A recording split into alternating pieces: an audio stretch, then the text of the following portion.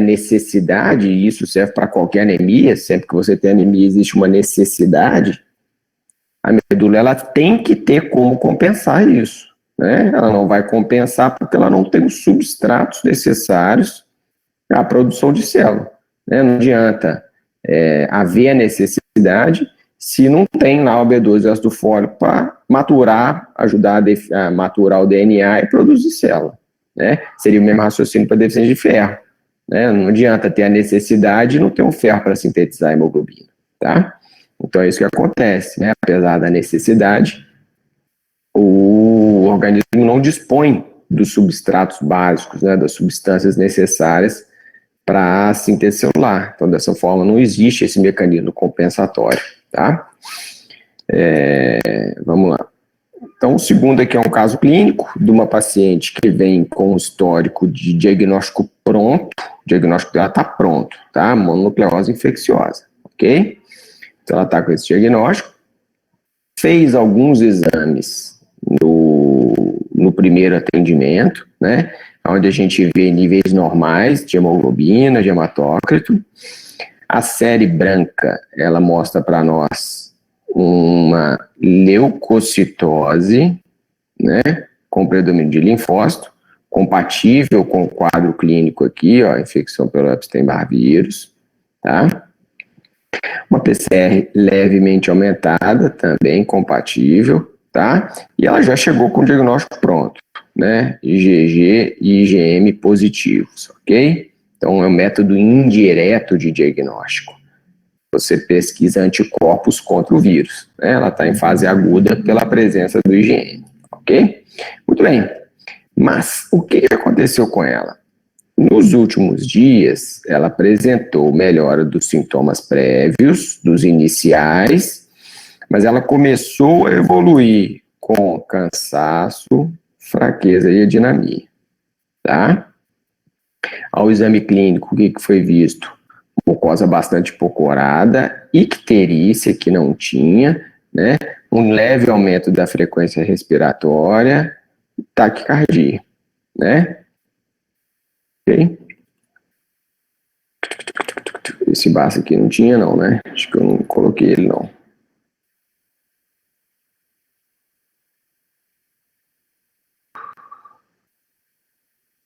Aqui era sem visceromegalias. Pronto. Tá? E aí o que a gente nota no exame dela, laboratorial? Olha só. Ela saiu de uma hemoglobina de 12, ó, 12, para uma hemoglobina de 9.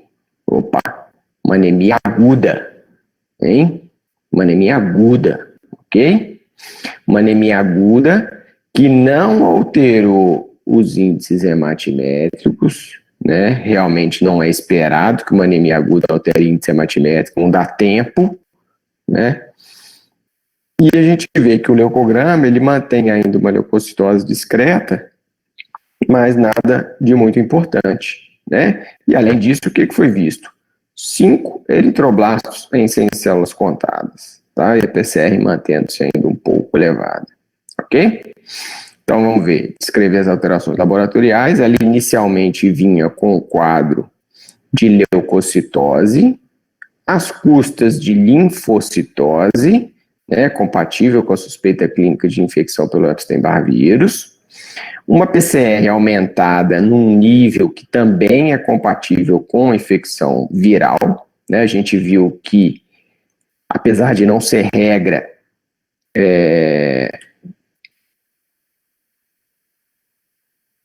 você pode, na maioria das infecções virais, você tem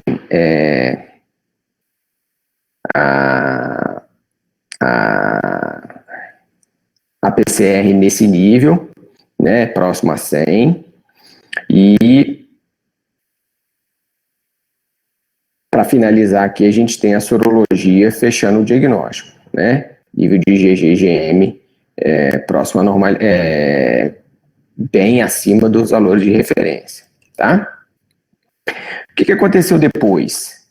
Ela passou a apresentar um quadro de anemia aguda, né, uma anemia normo, o leucograma mantendo uma alteração discreta, mas com uma presença de 5 eritroblastos sem células contadas. Isso indica para nós que o que está acontecendo aqui? A medula está produzindo célula, a medula está sendo estimulada. Então, está havendo um processo de perda de hemácias ou de destruição, e a medula está conseguindo suprir essa necessidade. Ok? Então, as alterações apresentadas, ok? Que você considera como principal hipótese diagnóstica para o quadro atual da paciente? O quadro atual, ele é um quadro de complicação dessa infecção pelo Epstein-Barr vírus, então uma anemia aguda por conta de hemólise. Como que eu sei isso? Provavelmente hemólise, porque ela fez uma anemia aguda com icterícia e eu tenho a evidência de que a medula está produzindo célula. Que são os eritroblastos sendo liberados, né? Quais exames eu considero necessários para esclarecer o quadro?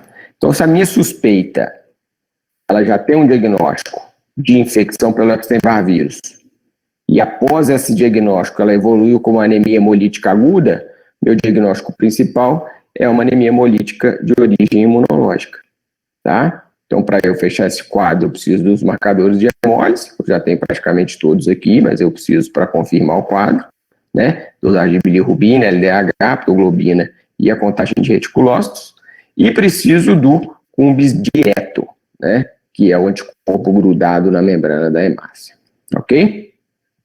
Esse VCM um pouco mais alto do que o habitual, ele me indica o quê? Produção de reticulócitos que são maiores do que as hemácias normais, né? Então aqui eu já estou tendo uma liberação de reticulócito, tá? Ó, são células maiores. Então isso puxa o VCM para cima, tá bom? Beleza? Então nesse quadrinho clínico, nesse caso clínico aqui, a gente fecha dessa forma, tá? Com uma dúvida? Como é que ficou? Ok? Show. Então vamos lá. O segundo caso é um paciente de 68 anos que iniciou com quadro de sangramentos, tá? Há alguns meses, ok? Então ele teve uma hemorragia grave já, fez transfusão, ó que diabo, fez transfusão, foi fazer uma vacina, ó, vacina do Covid, ó, vacinou o Covid, parecia um hematoma, tá? Beleza? Estado geral, ele está hipocorado, né? Frequência cardíaca aumentada, frequência respiratória aumentada, tá? Olha aqui, ó, hematoma, tendendo para a coxa, 3 equimoses arroxeadas, tá? Então aqui, ó, anemia, normo, né? Típica de um sangramento ou de uma menor produção celular. A gente não tem o reticulócito aqui para afirmar, tá? E aí nós vamos para a avaliação da coagulação dele. Então ele tem um tempo de sangramento normal, né? Lembrando, por que a gente coloca aqui? Porque apesar de ser um teste que não é usado de forma habitual na abordagem do paciente com sangramento, é comum vocês encontrarem em prova. Então é importante interpretar esse teste, né? Saber para que ele serve, tá?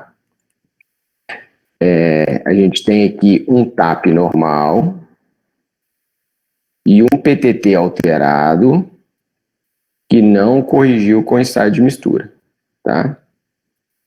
Certo?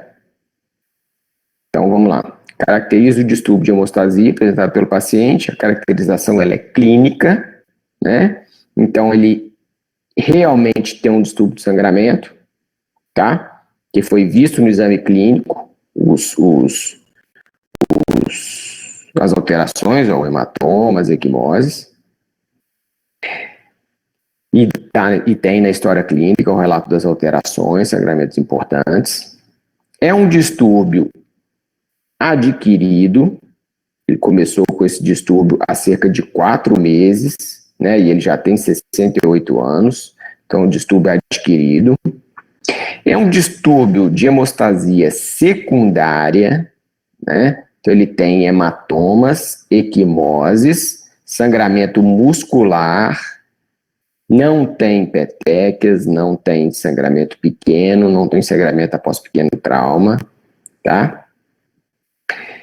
Não há indicação de efeito medicamentoso e não há indicação, em princípio, de alguma outra doença que possa estar interferindo no quadro clínico dele, tá? Então, essa é a caracterização clínica do distúrbio, né? Descreva as alterações laboratoriais. Ele tem uma anemia normonorme, ok? Onde a gente não consegue saber se é uma anemia por menor produção celular ou por maior destruição. Um indicativo de que essa anemia é às custas de sangramento é a evidência clínica de que ele está sangrando, ó. Então a gente tem a evidência clínica, né? E, além disso, ele tem um TAP normal e tem um PTT alterado que não corrigiu com ensaio de mistura, tá? Então, como principal hipótese diagnóstica para o quadro, um inibidor da coagulação, né?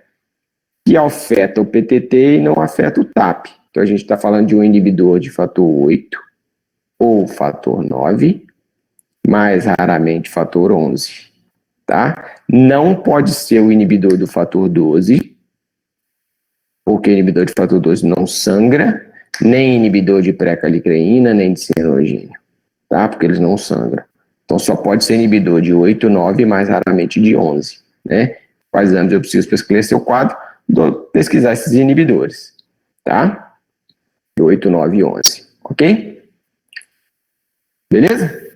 Então, uma atividade aí bem simples, né? Bem tranquila, sem muita, sem muita, sem muito questionamento, tá? O que você perdeu, filha?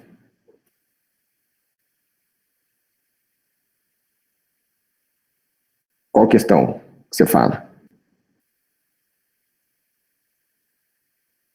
A principal hipótese diagnóstica? Presença de inibidor da coagulação, né? Ele tem um PTT alterado e não se corrigiu com estado de mistura, né? Inibidor da coagulação que afeta o PTT e não afeta o TAP, né? Então, 8, 9 e 11. Tá? A anemia dele é uma anemia por sangramento, provavelmente, né? Anemia normonorma com evidência clínica de sangramento. Tem muito o que dizer dessa anemia, não. Beleza? Então, você só chama de hemofilia quando você tem deficiência do fator, tá? Hemofilia não pode. Hemofilia é deficiência de fator. Se você dosa o fator e ele está baixo. Aqui a gente sabe que que não tem deficiência de fator, porque o PTT continuou alterado após o ensaio de mistura. Então, eu tenho uma evidência clara de que isso é um inibidor da coagulação. Então, por isso que eu não chamo de hemofilia, tá? Também não pode ser doença de von Willebrand. Primeiro, porque a doença de von Willebrand leva à diminuição de fator e não à inibição da coagulação. Então, também não entra, tá? E o fator de von Willebrand é relacionado ao fator 8, não ao 7, tá? Mas é mesmo raciocínio, ele diminui fator, tá? E aí, vamos lá, rapidão, é bom você ter tocado nessa questão do fator de von Willebrand.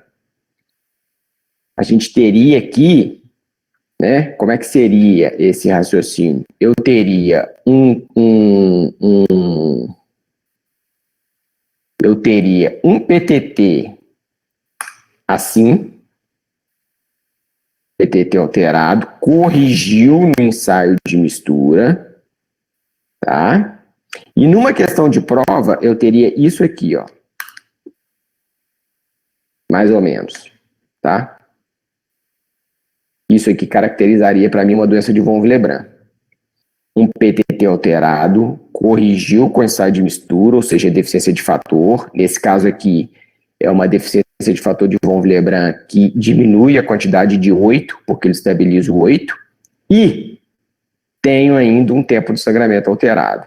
Então, sempre que vocês se depararem com uma questão dessa, o tempo de sangramento ele vai estar presente para te ajudar a resolver a questão, tá? Apesar de na prática a gente não usar. Ele vai vir desse jeito, beleza? Conseguiu entender esse raciocínio? Ficou alguma dúvida? Alguma questão para discutir?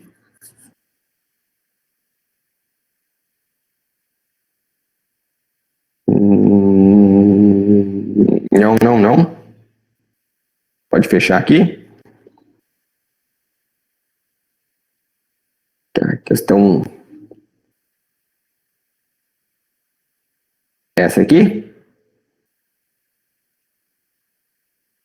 Sim, tá. Então, o que acontece? Em muitas anemias, onde você tem, na verdade, assim, toda vez que você tem alteração morfológica da hemácia, você vai ter um grau de hemólise. Sempre vai ter isso, tá? Pelo fato da hemácia estar com uma forma alterada e vai passar pelo capilar, ela acaba sendo destruída precocemente. Então, isso acontece sempre. Vai haver compensação medular na medida que existe substrato, existe como compensar isso. Na deficiência de B12 e ácido fólico não tem como compensar, porque você não tem os cofatores necessários para a síntese celular, que é a B12 e o ácido fólico. Então, essa compensação, esse aumento na produção celular, que a gente veria pelo aumento do reticulócito, ele não acontece, porque não tem os cofatores necessários para a síntese celular, que nesse caso seria B12 e o ácido fólico. Beleza?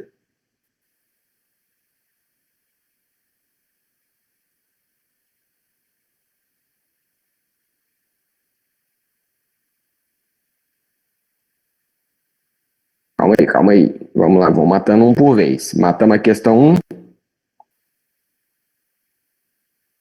Deu, resolveu a 1.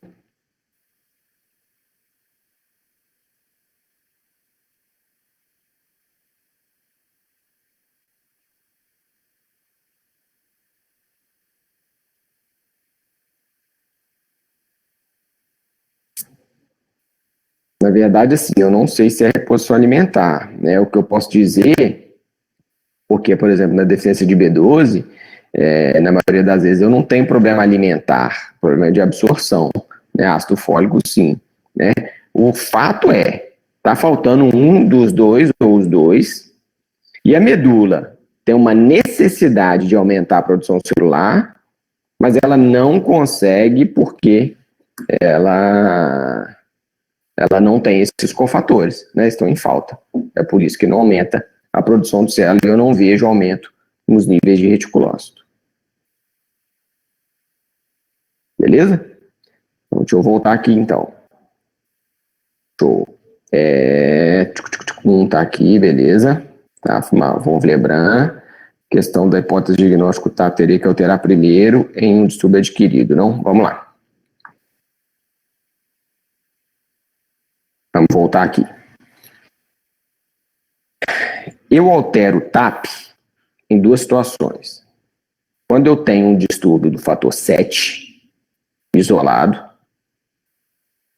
ou quando eu tenho um distúrbio da coagulação, que é um distúrbio que afeta mais de um fator, e por ser um teste mais sensível do que o PTT, nesse contexto de um distúrbio que altera mais de um fator, um distúrbio global da coagulação, o TAP pode se alterar primeiro que o PTT, tá? Então, o TAP teria que alterar primeiro um distúrbio adquirido? Depende. Um distúrbio adquirido de fator 8, 9 e 11, ele nunca vai alterar o TAP, porque o TAP não mede 8, 9 e 11.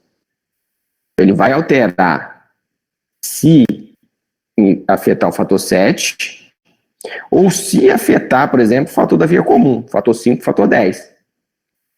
E aí ele tende a se alterar primeiro que o PTT por ser mais sensível, mas via de regra alteraria os dois no distúrbio da via comum, tá?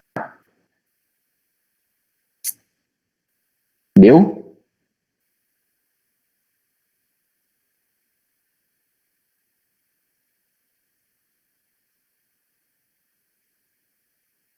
Fechou essa?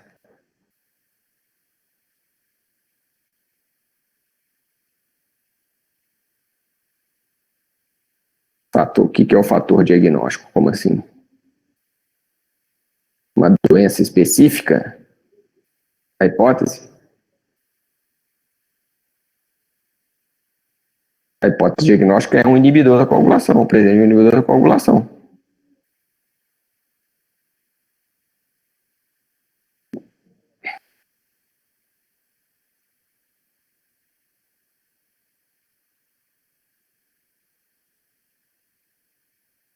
Isso.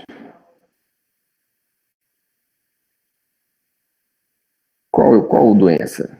Não tem uma doença, a não ser que eu tivesse na história clínica um indicativo de que esse paciente, por exemplo, tem uma doença autoimune, produz autoanticorpos, e ele produziu um autoanticorpo contra o fator 8, né? Mas para eu chegar nesse nível, eu teria que primeiro fazer o diagnóstico do inibidor do fator 8 e determinar que é um autoanticorpo, que na maioria das vezes é, né? Mas assim, eu não sei que doença que é. A presença do inibidor da coagulação, o quadro clínico é esse, o diagnóstico é esse, ele tem um inibidor de fator 8, ou um inibidor de fator 9. Que doença que é essa? Não sei que doença que é essa. Não tem um nome essa doença, não. A doença é inibidor de fator 8, inibidor de fator 9. O inibidor de fator 9 entraria como uma hipótese. Peraí, fator... Calma. Peraí que eu tô perdendo aqui, eu sou velho. Peraí. O inibidor do fator um pauzinho X9 entraria na hipótese, porque ele não é procoagulante. Não, inibidor do fator 9, ele sangra. Inibidor do fator 8, sangra. Inibidor do fator 9, sangra. Inibidor do fator 11, sangra. Inibidor do fator 12 é procoagulante, ele não entraria aqui, ok? Calma, peraí. Sendo a hipótese que espera, a gente indica uma doença, aí me confundi. Ah, tá, entendi. Então, Luana, na verdade, assim, não tem uma doença, não tem um nome essa doença. Poderia ser doença de Zezitos, né? Mas ela não tem esse nome. Fato é que ele tem um inibidor da coagulação, beleza? Tá? Calma aí, peraí. Deixa eu ver. Peraí. Fator 8, 9, isso, olha claro. Fator 8, 9 e 11. Tá? Não cabe o 12, de novo, porque ele é procoagulante. Não cabe pré-calicaína, não cabe sinogênio de alto peso. Tá? Então só cabe esses aí. Dou desconto, pode ficar tranquilo. A vantagem da gente fazer uma prova aberta é que às vezes a gente consegue entender o raciocínio, né? Eu fico mais preocupado em relação ao raciocínio, de saber, e às vezes no final trocou uma coisa ali, isso não é o mais importante, né? Mas conseguiu entender o raciocínio, conseguiu desenvolver uma linha, é o que é o mais importante aqui, tá? Os exames, quais exames? Aí, os exames dessa questão aqui, para esclarecer o caso, isso. Dosar inibidor do fator, pesquisar inibidor de fator 8, pesquisar inibidor de fator 9, e se não for nenhum dos dois, pesquisar um inibidor do fator 11, tá?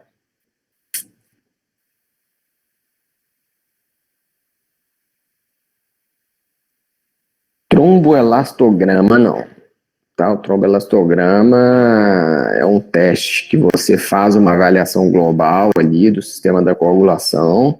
Na verdade, você não tem tanta necessidade dele porque você já tem o diagnóstico firmado aqui, você já tem o diagnóstico do distúrbio, já sabe que ele está presente, clinicamente ele está presente, e o seu objetivo final aqui é só saber se ele está com sangramento ou não. Beleza? Dímero é um marcador de trombose. Nós estamos falando aqui de sangramento. Então, o dímero não entra, tá? O dímero entraria se eu estivesse investigando um fenômeno tromboembólico. Beleza? Tranquilo, entendeu? Beleza. Na questão da anemia, pode pedir o teste Coombs? Pode não, deve, é obrigado. Ele que faz o diagnóstico da anemia hemolítica autoimune, tá? Então tem que pedir o Coombs, ok? Beleza? Como diz meus meninos, tem que. Por que tem que? Porque o Coombs indireto, ele me indica que tem anticorpo rodando ali. É uma indicação de que tem envolvimento do sistema imune, mas eu tenho a evidência clara de que o sistema imune está fazendo a destruição celular quando eu vejo o anticorpo grudado na membrana dermácia. E isso quem me diz é o Coombs direto. Beleza? Deixa eu arrumar aqui, ó, porque vocês estão com esse trem aberto aí. Na verdade, a questão é assim, ó. Vai dar confusão. Beleza? Se você tiver o Coombs direto só, você já resolve, tá?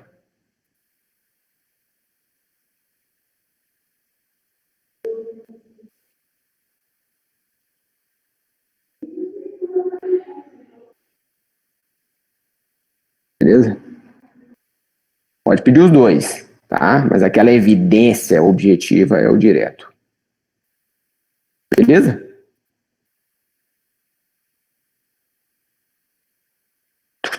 Próxima prova, a Maria Clara falou comigo que ela já arrumou as salas. A gente vai ter prova presencial. Vai ser aquela prova marota. Bacana. Tá tudo certo já, tá? Não precisa preocupar.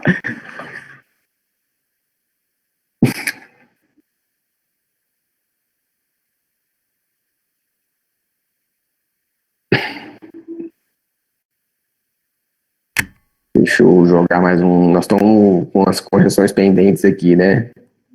Quanto valeu essa? Vixe. Espera aí que eu não lembro. 40, 10, 20, 30, é isso? 40, 10, 20, 30? 40 de exercício. Tem pouquinho. Peraí, eu vou atualizar tudo hoje, tá, Júlia? Hoje à tarde eu vou lançar todos os exercícios que a gente já fez. Tem aquele exercício que a gente fez daquela primeira parte da matéria, do COVID, dos testes diagnósticos. E aí esses exercícios eu vou atualizar todos, aí eu passo o panorama para a Maria Clara, porque assim, a gente tem lá 40 pontos de exercício, mas a gente não chega em 40 exercícios, tá? Então vai ser tipo regra de 3. Aí vai ter uma pontuação, aí eu vou passar, tá com tipo X pontos em 10. É só fazer regra de 3 para saber quanto que vai dar em 40, beleza? E se não me engano, a gente está com 30, 10, 20, 40 ou 40 de exercício, 10 daquele outro, 20 dessa prova e 30 da última. É mais ou menos isso, tá? Ou 10, 30, 20, 40, um troço desse, tá? Mas eu passo tudo hoje, pode ficar tranquilo que eu mando para vocês aqui, beleza? Então, acabando a aula aqui, a hora que eu acabar de corrigir o exercício, eu já entro aqui no portal e olho para vocês, tá? Eu já passo isso aqui também, já fica tranquilo. Deixa eu pegar um outro aqui, ó. Estava pendente. Deixa eu achar aqui o que eu estava pendente. Beleza. Então, a gente tem esse exercício aqui que estava pendente, de correção, né? Um exercício de distúrbios renais. Então, vamos ler esse exercício aqui. Em relação aos fatores pré-analíticos de exame de urina, a presença de fluxo menstrual não é contraindicação para coleta de urina, beleza?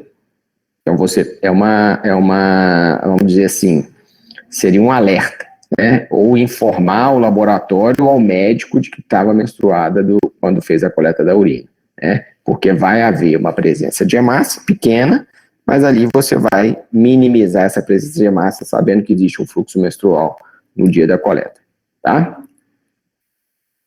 Constituem-se fatores pré-analíticos relevantes na realização do exame de urina rotina, né? Dieta, atividade física, gravidez, postura corporal. Então, são todos pré-analíticos, é antes da dosagem, antes de fazer a coleta da amostra, tá? As demais aqui sempre tem uma alteração que provavelmente é pós ou analítica. Então, aqui, ó, leitura da fita, esse aqui é analítico, isso é na hora de fazer o exame. Uso do microscópio, na hora de fazer o exame. Questão e exposição à luz, tempo de centrifugação, ó, esse aqui é a análise, ó, VAP, tá? Então, tem mistura aqui dos fatores, beleza?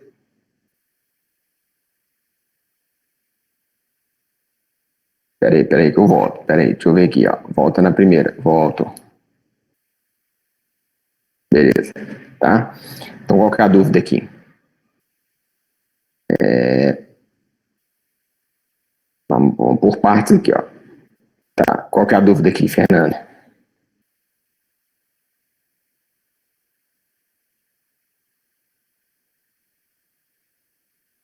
Ah, tá. Beleza. Tá. Então, aqui, ó. A amostra preferencial é a amostra isolada, não. É a primeira amostra da manhã. A injeção de líquido não deve ser restringida, principalmente se for coleta de amostra isolada. Medicação não deve ser suspenso, tá? A questão é essa. 2. Tudo é pré-analítico. Dieta interfere, atividade física interfere, gravidez interfere, postura corporal interfere. Nas demais, a gente tem interferências, mas que são por fatores analíticos na hora de fazer o exame, né? Não são pré-analíticos. Beleza? Você pode ter proteinúria postural, tá? Então, às vezes, não se sabe se é por compressão da artéria renal, alguma coisa desse tipo, e existe uma liberação de proteína quando você fica durante muito tempo em pé, tá? Então, isso é um fator aí que pode interferir no exame, ok? Beleza? Então, show. Vamos lá. A proteinúria constitui o achado mais sugestivo de doença renal. Os mecanismos importantes de proteinúria são esses 4, né? A proteinúria glomerular, a gente vê a albumina. A proteinúria tubular, a gente vê a proteína de baixo peso, passa pelo glomérulo, mas não é reabsorvida. A proteinúria de sobrecarga é uma proteinúria onde você tem um excesso de proteína circulante, bate no glomérulo e passa por pressão ali de tanto que está chegando, né? Mioglobina, hemoglobina, imunoglobulina no mieloma, tá? Não sei se vocês têm visto internet, tem saído muita matéria aí da doença da urina preta, né? A mioglobinúria, tá? Tem tido uns casos lá no Nordeste, por injeção de toxina. E a proteinúria pós-renal, que é aquela inflamatória clássica, né, que vocês já viram lá na patologia. Aumentou a permeabilidade vascular, sai proteína, né, principalmente a albumina, e aquela secundária inflamação na via urinária. Beleza? Então, esses aqui são os principais tipos de proteinúria aqui, tá? A gente tem em todas as outras um tipo de proteinúria que não é classificado como doença, que é aquela proteinúria funcional, né? Pós-atividade física, postural, aqui ó, postural, febril, ok? Em relação à hematúria, a questão certa aqui, hematúria resulta de sangramento em qualquer ponto do trato urinário, desde o glomérulo até a uretra. Beleza, né? Então, a presença de hematúria associada a cilindro confirma origem uretral, Deus me livre. A presença de mioglobina pode resultar em pesquisa de sangue positiva com hemácia no microscópio, né? Ao contrário, você tem mioglobina, você tem hemoglobina, mas não tem hemácia. E a hemoglobinúria pode resultar de hemólise extravascular no trato urinário. Nossa senhora, dá até medo um negócio desse. Marca alternativa correta, né? A presença de células epiteliais tubulares renais indica contaminação da amostra. Essa célula epitelial que indica descamação do epitélio, célula alta, célula tubular, né? Indica um cometimento alto. Então, tá errado aqui. Copos graxos constituem uma das manifestações de lipidúria. Então, tem lá no exame de urina. Ocasionalmente a gente vê esses copos graxos, não chega a ser tão importante, tá? Mas é quando você tem um excesso de lípido circulante, ele pode sair na urina também por sobrecarga, tá? O oxalato de cálcio não tem importância, filtramento de muco e contaminação com bactéria, tá? 6. Pesquisa de hemácia dismórfica tem um papel relevante na investigação dos quadros de hematúria. Essa ela é correta. Tá? O mecanismo causador está associado a trauma mecânico das hemácias na membrana basal glomerular. Tá? Beleza. Eu botei um artigo lá no Canvas, no módulo, eu botei um artigo desse trem aqui, de dismorfismo, tá? Depois vocês passam o olho lá que é legal, tá? Então, o melhor método é a microscopia óptica de contraste de fase, né? Que ela é diferente, você vê a célula com formação mais tridimensional. Pode ser definido por mais de 20% de massa dismórfica, né? Isomórfica é massa normal, não tem sentido isso. Permite distinção de origem pós-glomerular ou extraglomerular, né? Extra ou pós-glomerular é a mesma coisa, né? Glomerular ou pós-glomerular ou extraglomerular, tá? Sobre a dosagem de creatinina no sangue, tá? Em geral, a creatinina somente se encontra elevada na essência renal crônica quando 50% ou mais dos néfrons estão comprometidos, tá? Extremamente importante esse dado aqui, beleza? Conceitualmente ele é importante, porque se você esperar uma creatinina chegar num nível acima do valor de referência, você pode perder tempo para fazer o diagnóstico. E isso também é o que dá subsídio para a gente avaliar o ritmo de filtração glomerular, seja pelo cálculo do clearance, seja pela fórmula, né? Aquelas fórmulas com base na creatinina. Então, por isso que eles são usados. Porque você pode ter um tempo muito grande ali de intervalo e demorar a tratar ou fazer o diagnóstico, ok? Então é por isso aqui, porque ela demora a se alterar, né? Um teste um pouco mais grosseiro, certo? 8. A taxa de filtração glomerular fornece excelente avaliação da capacidade de filtração dos rins e não é possível medi-la diretamente sob as formas de avaliar o tipo de filtração glomerular, senão ela é incorreta. Em indivíduos adultos, a variação intraindividual é baixa, fornecendo boa avaliação do RFG com boa probabilidade dos resultados, né? Então aqui está tudo errado, né? A variação interindividual é alta, né? Por isso que você tem um resultado que ele necessita confirmações. Esse é um dos motivos para que a gente pare de fazer a depuração e passe a fazer o cálculo, né? Além do fato da gente colher a urina de 24 horas, né? É mais um motivo, é esse, ok? Considerando um resultado de urina, você tem densidade baixa, fração de excreção de sódio 12, ó, concentração de sódio baixa, fração de excreção de sódio inferior a 1%, né? Densidade urinária alta, urina concentrada, sódio urinário baixo, fração de excreção de sódio baixa, tá? Isso me indica doença pré-renal, certo? Ativação do sistema renina, angiotensina, aldosterona, reabsorveu sal e água da urina, ela fica concentrada e com pouco sal, tá? Isso despenca em prova, gente, despenca, tá? Constitui-se um achado encontrado na fase aguda da glomerulonefrite aguda,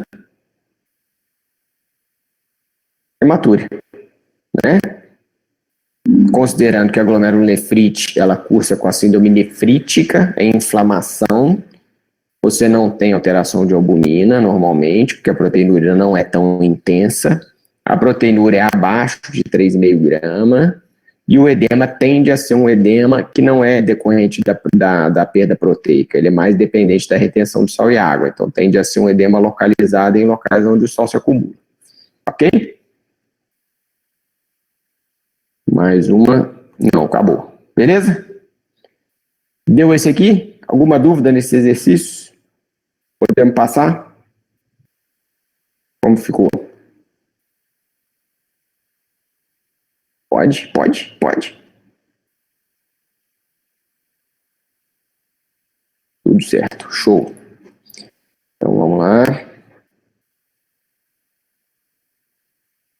Caso clínico 10 de 11. Beleza?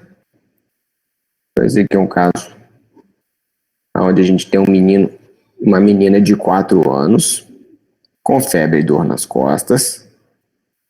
Há um dia com quadro de dor no flanco esquerdo, intensa, associada à febre. Então, é um quadro sistêmico, né? Pior do quadro do estado geral, febre, mal-estar, perda do apetite, desconforto por urinar 3 dias. Então, poderia pensar numa cistite por esse fato, mas a cistite não dá quadro sistêmico, não dá febre, não dá piora do estado geral, né? Exceto nos bebezinhos, né, que pode acontecer, tá? Mas não é muito comum, beleza? Já vem com episódios de infecção urinária, tá? Tratamento para verminose, mora lá num lugar muito ruim, vem desidratada, pode ser só pela infecção, tá? Pelo quadro sistêmico, anictérica, cianótica, mucosa hipocorada. Que merda é essa? Se a gente for pensar, uma doença, uma infecção urinária não dá anemia, né? A gente não vê anemia numa infecção urinária, tá? Então tá meio estranho isso, ok? Cabelo quebradiço, pele seca, desidratada, descamativa e edema de membro inferior. Eu também não vejo isso numa infecção urinária. Então, ou a gente tem um quadro clínico que ele é mais complexo, ou a gente tem uma doença que ela é mais abrangente e dá mais sinais e sintomas, tá? Porque se a gente for pensar numa infecção urinária simples, a gente não tem isso, ok? Pouquinho de aumento de frequência respiratória, pode ser pelo quadro sistêmico, pode ser pela presença de uma suposta anemia, que a gente está vendo aqui, né? E a frequência cardíaca também um pouquinho aumentada, também com mecanismo compensatório mais provavelmente, né? Abdômen normal, exceto pela presença do sinal de Giordano positivo, que dificilmente vocês vão ver na prática, tá? Mas quando virem, ele é um indicativo bastante importante de que existe um acometimento renal de uma infecção urinária. Beleza? Muito bem. O que a gente vê aqui de exame? Ó, uma anemia microcítica hipocrômica. Anemia microcítica hipocrômica numa criança, até que se prova o contrário, é uma anemia ferropriva. Beleza? Tem alguma relação com o acometimento da doença renal, da doença que ela está agora? Provavelmente não, né? Provavelmente não. A maioria das vezes é um distúrbio alimentar. Então, assim, tem um acometimento num contexto mais amplo, né? De mau cuidado, alguma coisa desse tipo, mas em relação à doença, não. Beleza? O que mais que a gente tem aqui? Leucocitose com desvio para a esquerda, presença de bastão. Na microscopia, presença de granulação tóxica nos neutrófilos. O que é isso? É a mesma indicativo do bastão, é célula jovem, né? São grânulos de células jovens, tá? Papai já deu o índice reticulocitário, então acabou. Anemia microcítica hipocrômica por menor produção celular, isso é uma anemia ferropriva. Pode ser uma anemia de doença crônica, não é o comum. Pode ser uma anemia sideroblástica, também não é o comum, tá? Então, beleza. Mas o que a gente tem? PCR aumentada, certo? Albumina baixa, opa. Estou pensando numa infecção urinária. A infecção urinária, ela é suficiente para cair a albumina? Também não. O que essa albumina está baixa aqui? O que eu posso pensar numa albumina baixa?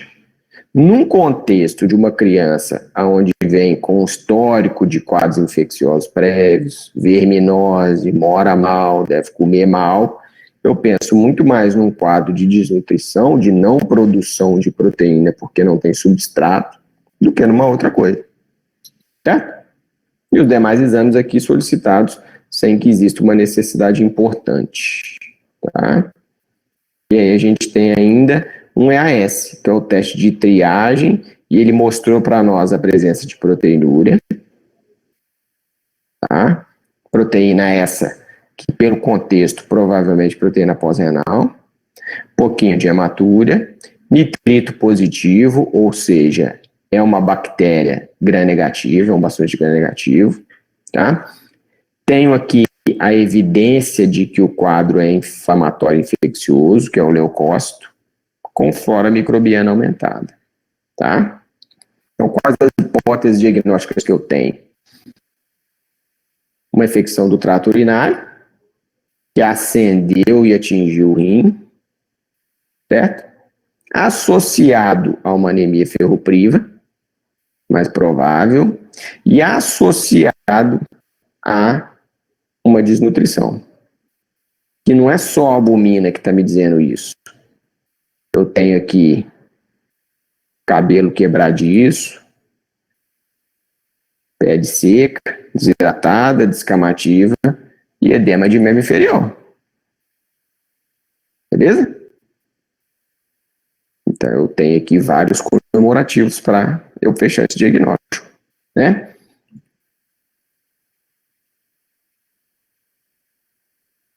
Repete o exame. O que eu preciso de exame aqui para fechar esse diagnóstico?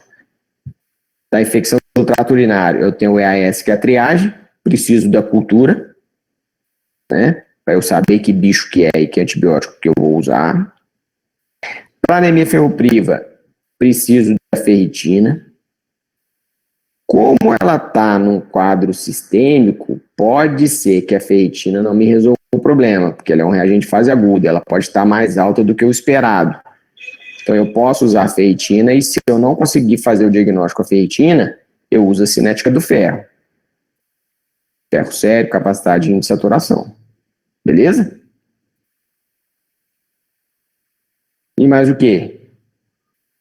Tem EPF aqui, tem histórico de parasitose, tem um EPF negativo, preciso de pelo menos mais 2, né? Um EPF isolado, ele não é suficiente para descartar a parasitose. Beleza? Pielonefrite aguda, é isso mesmo. Infecção urinária alta, pielonefrite aguda. Tá? Então o diagnóstico é esse mesmo. Beleza? Fechou esse caso? Pode ir.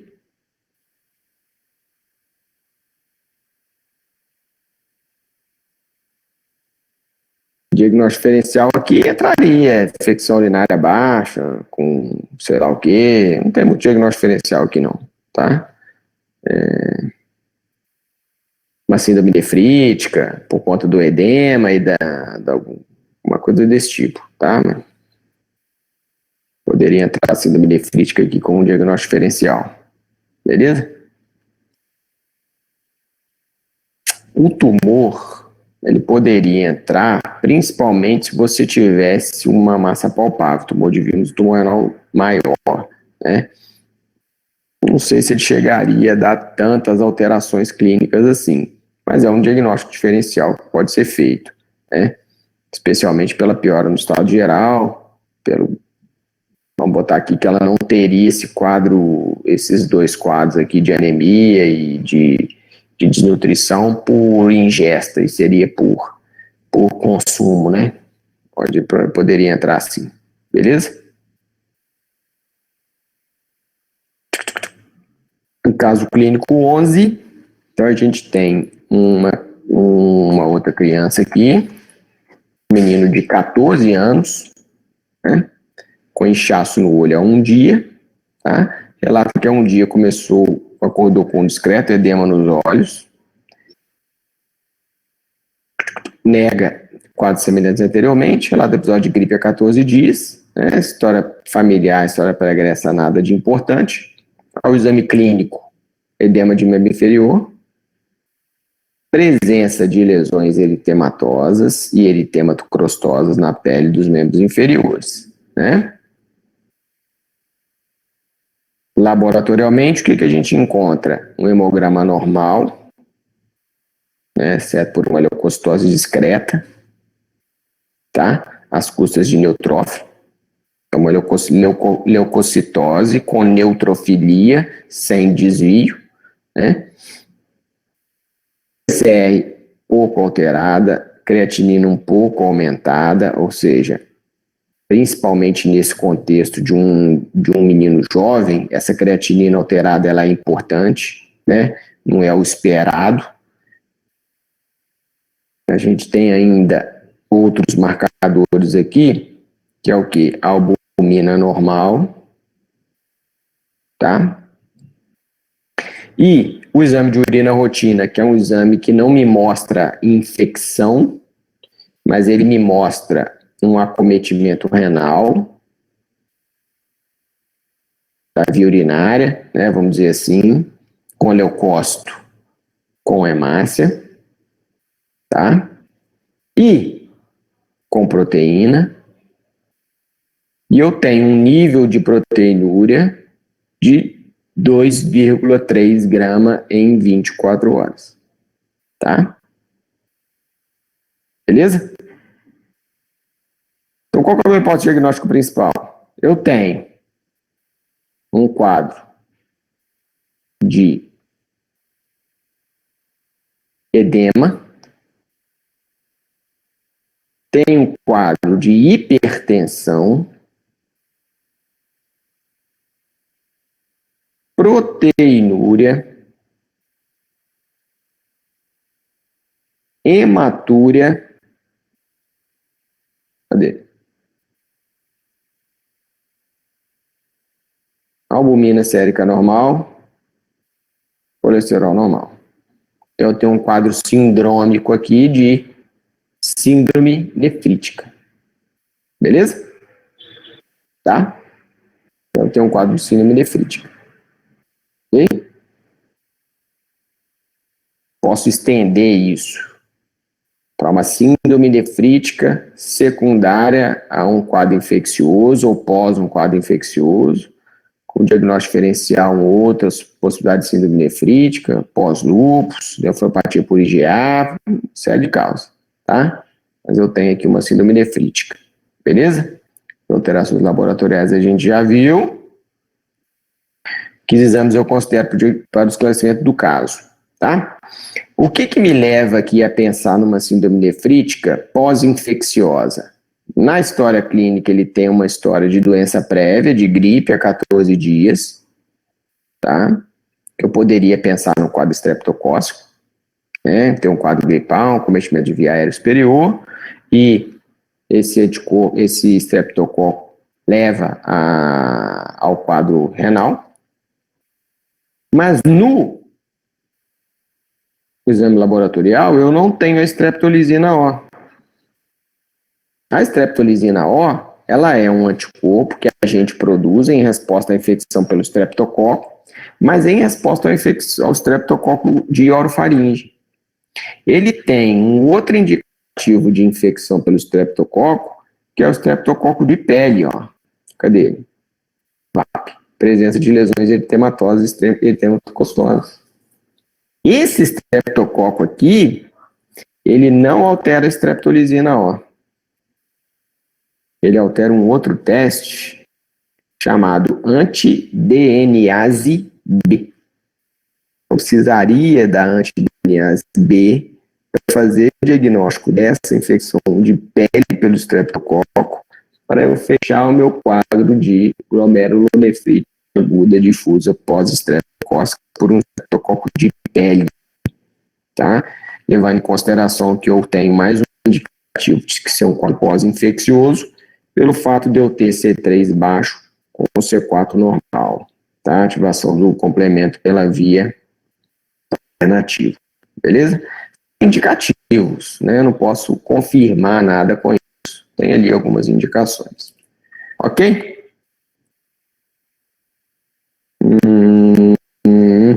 Acho que é só. Alguma dúvida nisso aí?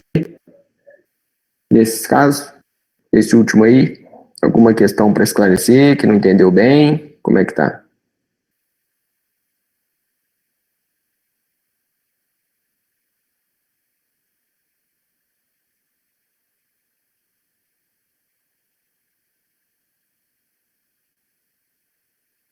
Se for síndrome nefrítica decorrente da glomerulonefrite por IgA, também pode ser, tá? Não tem ativação do complemento pela via alternativa, né? Então seria um indicativo menos aqui importante, tá? Não é o mais comum.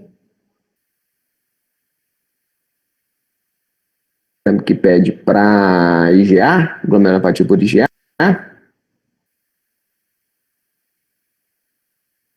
Sim, aí é biópsia renal, tá? Aí tem que ser a biópsia, que você vai ver o depósito de IgA na sim, sim, sim, sim. Pode ficar tranquilo. Beleza?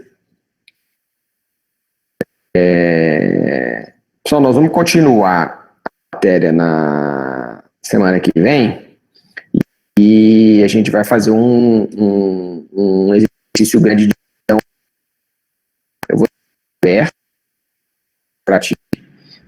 Vocês podem fazer o dia inteiro, um exercício de múltipla escolha, e ele é um exercício de revisão dos temas de doença hepática, pancreática e doença renal, tá? Ele é questão de prova, né? É um exercício de questão de prova de residência, beleza? Vou abrir aqui, ó, VAP. Deixa eu pegar aqui, ó. Launch, quiz. Simulado, parte 2. Beleza? Beleza. Pronto, ó. MedLab Fame. Tá aberto lá, tá? Hoje. Vocês têm prova hoje? Tem alguma coisa hoje ou não? Até de tarde. Então, 5h30, 6 horas. Pode ser?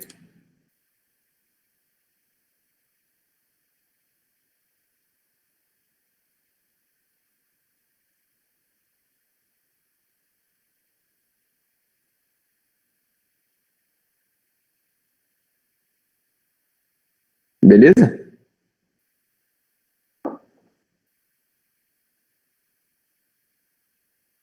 Então tá.